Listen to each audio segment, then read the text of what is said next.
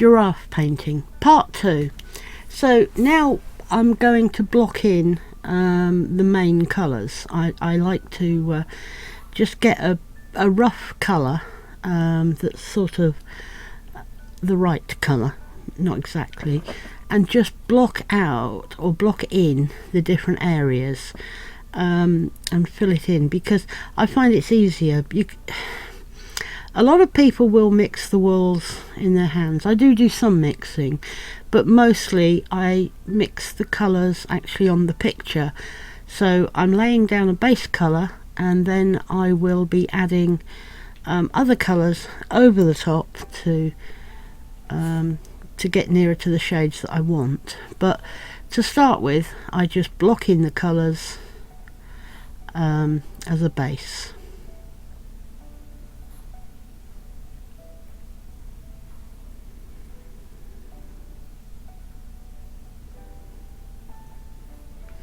So I'm starting with the ears.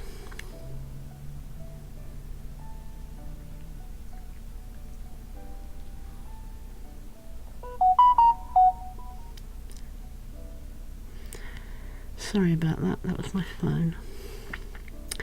I've forgotten to turn it off again. Never mind. Perhaps it makes life a little bit more interesting. Here we go, and a little bit along the edge there, because the inner part of the ears is really quite dark on this guy.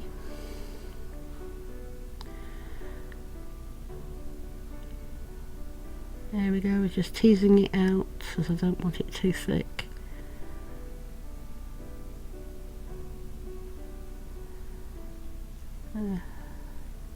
You can sort of tease out the wool, you can pull it a little bit, don't pull too hard or you'll actually break it off, but you can tease out the wool to get it to go where you want it to go, and that's what I'm doing at the moment. Just checking to find the line, pushing the black background back so that I can see the line of the ear properly, and edging it with that there. Yep, it works for me. Trying to keep the shapes as well as I can of each part. There we go.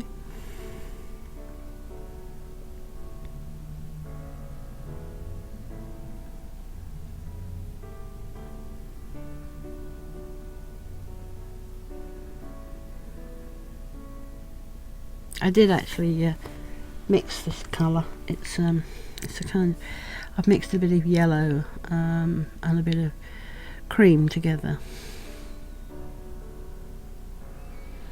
Not a very bright yellow, it's more of a mustard yellow and some cream.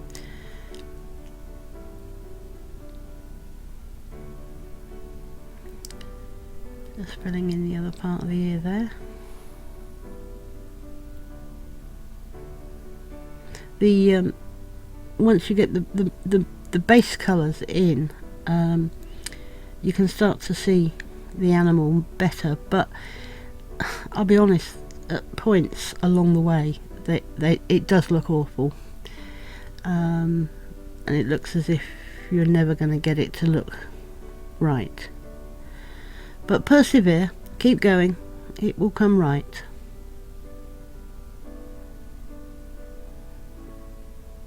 I have a picture that I'm referring to.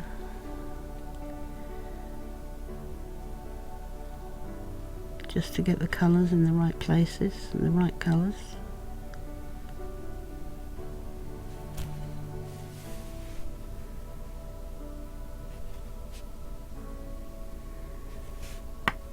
I want to make sure that yeah, he looks realistic, but I like them to be looking a little bit cheeky, perhaps a bit of attitude, so I put quite a lot of work into the expressions.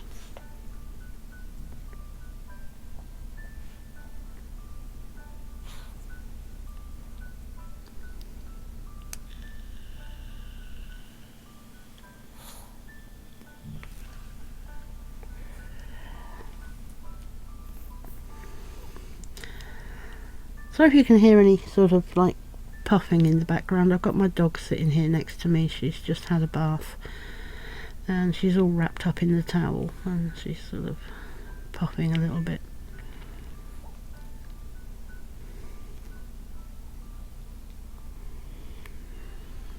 I can't even see her. There's so much towel wrapped around her. She's not that keen on baths, but it has to be done.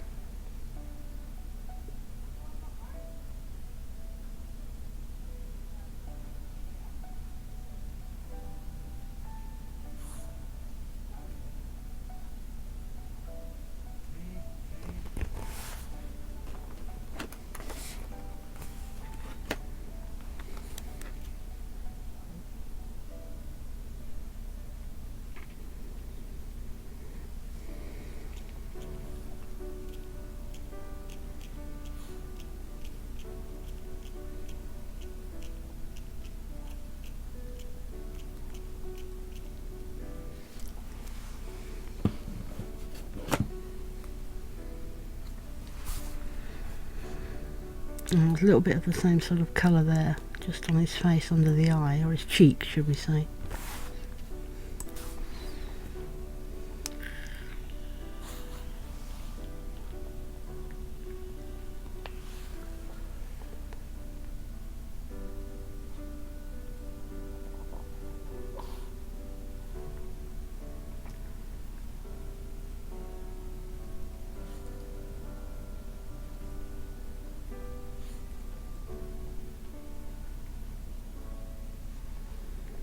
It's amazing how quickly it comes together, really.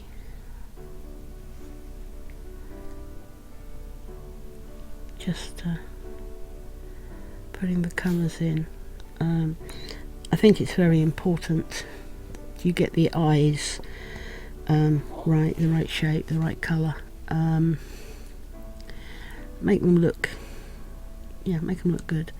The eyes are obviously very expressive, and it's important that they look right.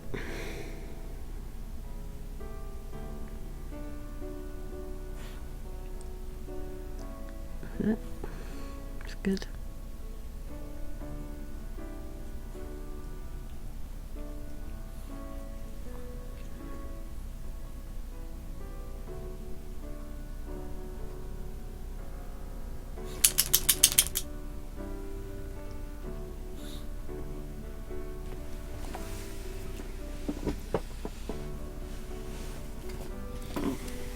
Oh, and now we're starting to fill in the nose.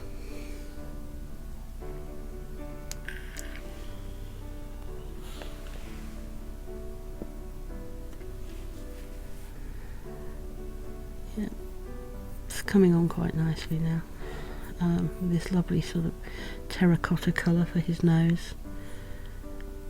It's just the base colours, but yeah, it's,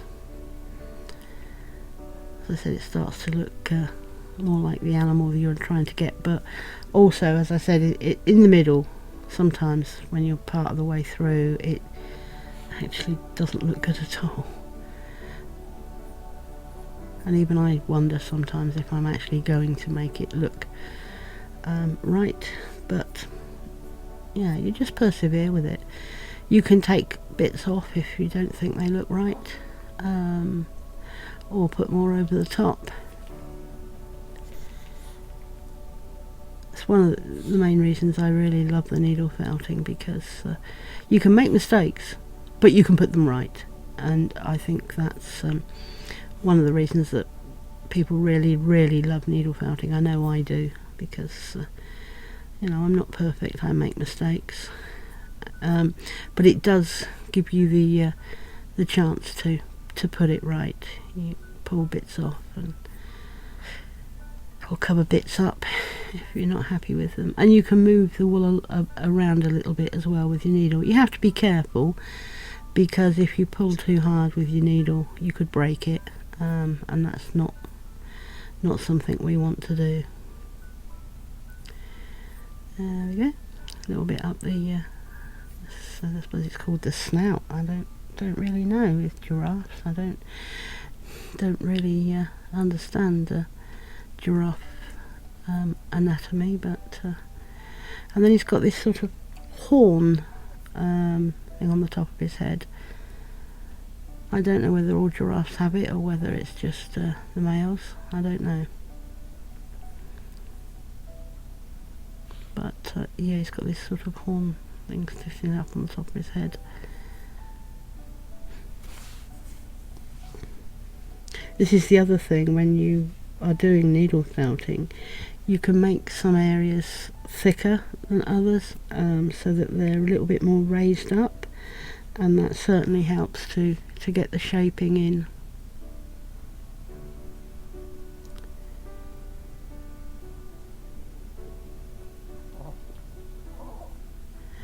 And making it look more realistic. So basically, I mean, it's 2D felting with 3D elements, because parts of it, like you'll see later, that this horn is built up quite a bit more, as is the front of his snout, just to make it sort of sticks out and makes it look good, more realistic. So that's what I do.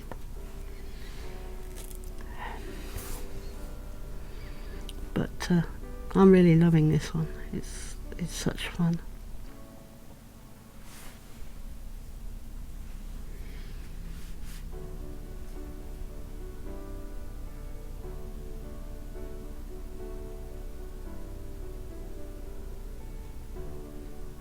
I'm hoping you're going to love him as well.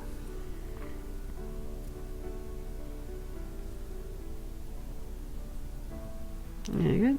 Filled in one of the horns, now the other one.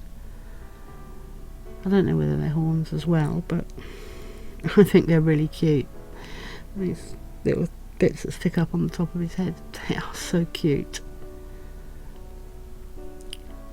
But as I said, we're just laying down the base colours. We're not doing too much in the way of detail at this point. I just like to get a feel for the shape and the base colours.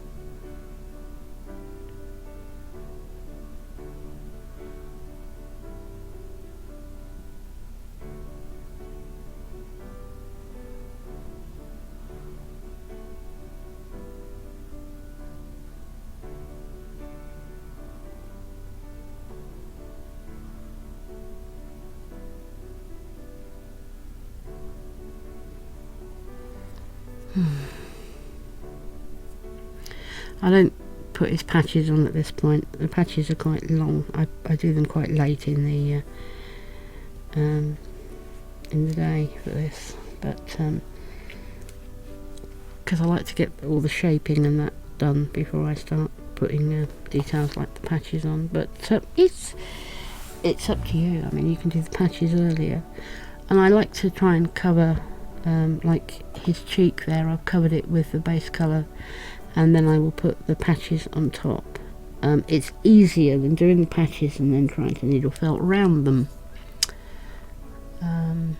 I did make a 3D giraffe a while back, and that's how I did it. I covered it all with the base colour and then put the patches on top, rather than trying to go round the patches.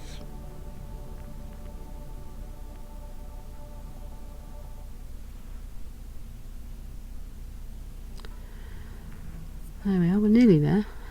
I've got a lot of the main parts of the colour in there.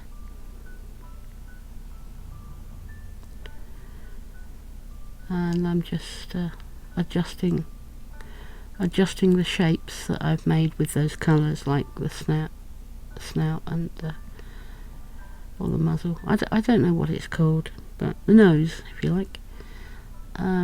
Just adjusting the shapes and the horn, just to make sure that I've got it right, so that when I add bits to it, we're not going to go and change the shape too much.